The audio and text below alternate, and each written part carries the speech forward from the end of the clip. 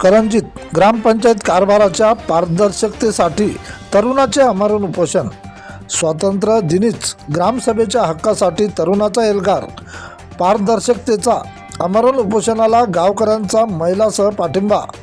मालेगाव तालुक्यातील करंजी ग्रामपंचायतीच्या कारभारात पारदर्शकता यावी, गावातील विकास कामाचा हिशोब जनतेसमोर मांडावा व ग्रामसभेच्या अधिकाराचा सहभाग व्हावा म्हणून स्वातंत्र्य दिनी आमरण उपोषणाला केली सुरुवात। यामध्ये गावकरी तथा महिलांचा सुद्धा पाठिंबा।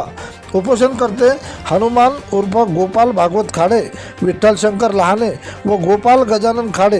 गावातील विकास कामाची माहिती सर्वसामान्यांना जाहीरपणे मिळावी, ग्रामपंचायतच्या निधीचा उपयोग कसा व कुठे झाला हे जाहीर जनतेसमोर यावे, खर्चाचा व लोकांपर्यंत योजनेचा दिलेल्या लाभाची संपूर्ण माहिती ग्रामसभेसमोर देण्याची केली मागणी।